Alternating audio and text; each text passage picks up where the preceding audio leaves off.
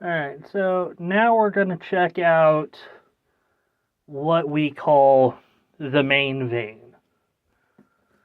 And the reason why we call it the main vein is starting about here, moving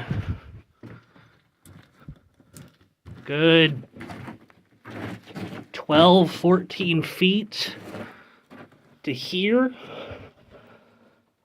That's all a giant vein of chalcanthite and quartz. There's a better look at it. I shouldn't say quartz, it's more of a granite. Now, how this massive behemoth formed is behind all of this are deposits of sulfide minerals, mostly copper sulfide, some galena, some arsenopyrite. Like here, this little piece of chalcopyrite. And over time, considering the granite porphyry intrusion that made this deposit and hydrothermal activity in the past, that those sulfides have been exposed to enough air and water that they've been reduced to copper sulfates, which we got chalcanthite, which is pentahydrate, bonitite, the lighter blue, that's dihydrate. Oh, let's see if I can find a little bit of boothite.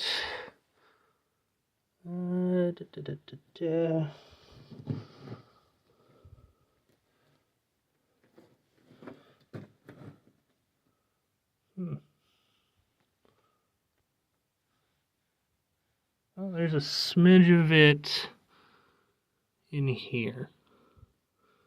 That greener stuff, right off the tip of my finger there, is boothite, which is the 7H2O septahydrite, if I'm not mistaken. And this is one of the reasons why the Blue Spirit copper mine is one of the largest domestic deposits of chalcanthite and chalcanthite specimens in the country. However, this is not the only place we have a bunch of chalcanthite. And fun fact, we don't even make too many specimens out of the main vein. Now, if we look along the wall here, that chalcanthite just keeps on going. Now here we have the appropriately named Blue Tunnel. And this stuff has blue chalcanthite, chrysocolla,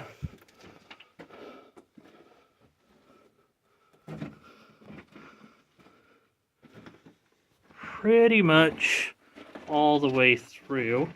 Here's a tiny smidge of our higher grade chrysocolla.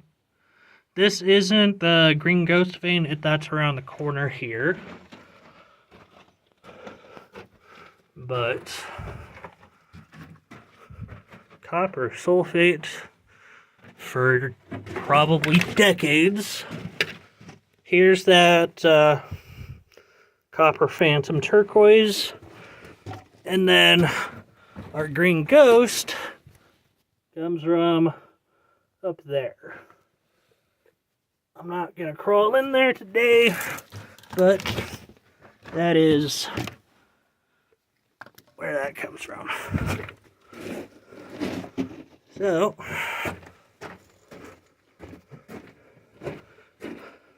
So if the chalcanthite specimens don't come from the main vein, where do they come from?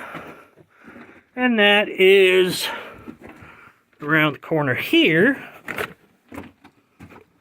to what I like to call the blue intersection.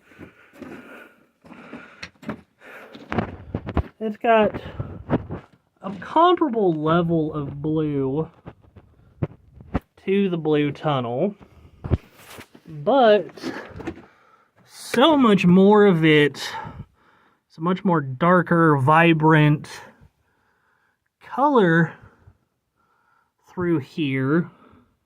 Actually see those acicular fibers through here.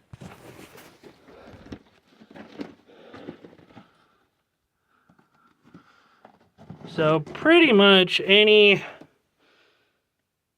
major chalcanthite specimens we have came probably from somewhere either in this intersection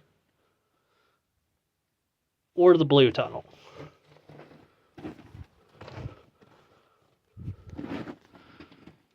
So, and for those curious, yes, this blue intersection formed very similar to the main vein. Here you have your sulfides that have began to oxidize out.